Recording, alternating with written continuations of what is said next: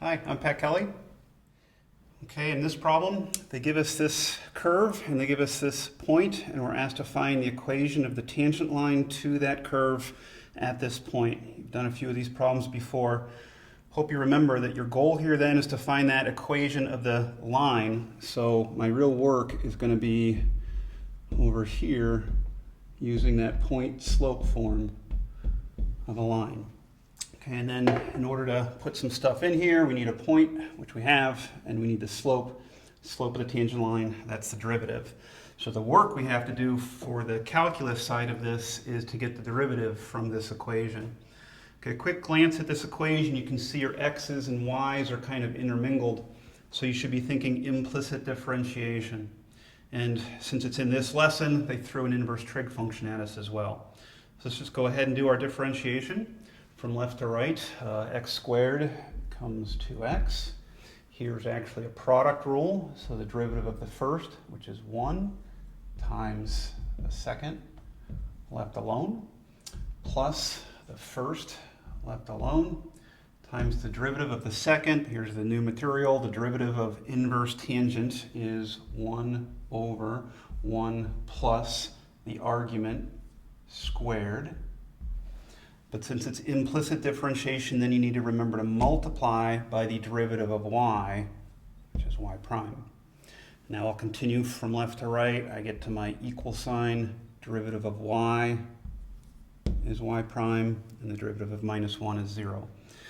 So that's my differentiation step. Also part of the implicit differentiation process is now you take this equation and you try to solve for y prime. So algebra, actually.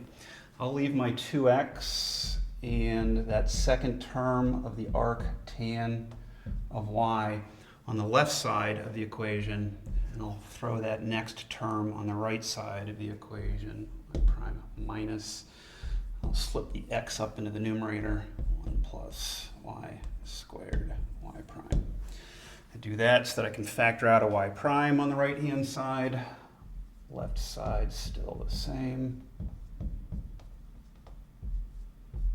Factoring out a y prime, parentheses 1 minus x over 1 plus y squared. Trying to solve for y prime. So I want to divide over these parentheses, but these parentheses have a fraction in them. So if I divide over, I'll have fraction within a fraction. It's always sloppy. So I'm going to take one more step before I do that and just clean up the parentheses here. Clean up by making it one fraction. Get a common denominator and then combine. Left-hand side stays the same for now.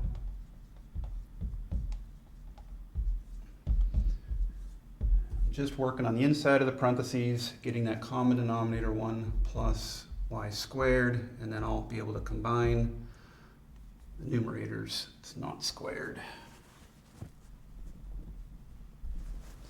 Divided by that denominator.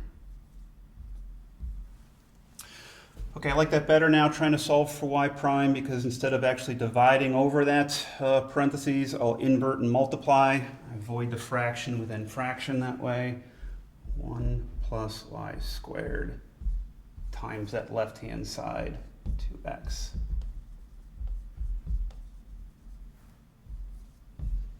Divided by, invert and multiply gives me that 1 plus y squared minus x in the denominator.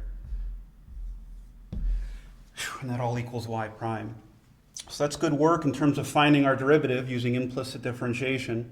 But now back into the context of this problem, we did all that because this is the slope of the tangent line, and we need to find that specific slope at this specific point. So I'm going to take this y prime, and I'll just do this for the convenience of notation. We have this point. I'm looking for that dy dx, this y prime, at the specific point of x equals negative pi over 4, y equals 1. So I'm looking at this equation, and I'm trying to plug in x of negative pi over 4 and y of 1. So we've got 1 plus 1 times parentheses 2 times the negative pi over 4. I'll simplify a little bit if I can as I go. Plus, I think I'll write this one out, the arc tan of y, arctan of 1, which I need to clean up, but I want to write it out so we think about it for a second. In the denominator, 1 plus y squared is just 1 minus x. So minus a minus gives me the plus pi over 4. Okay, now we'll clean up a little bit. 1 plus 1 is just 2, parentheses, minus pi over 2. That arctan of 1, if you had a chance to think about it, your inverse trig functions, you're asking which angle has a tangent of 1. That's pi over 4. And then downstairs, we're looking at 2 plus pi over 4. Let's clean that up just a little bit more. Equals 2 times negative pi over 2 plus pi over 4. Looks like a negative pi over 4 divided by, maybe I'm going to try to combine these, get a common denominator of 4, so 8 plus pi over 4. Because then I'm going to take that 4 and flip it up to the top. Okay, if I invert and multiply, looks like I have, I'm going to try to do this in one step here. I'm flipping up that 4. 4 times 2 is 8.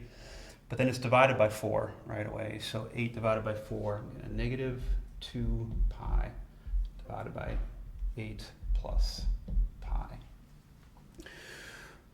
And all of that gives me my m.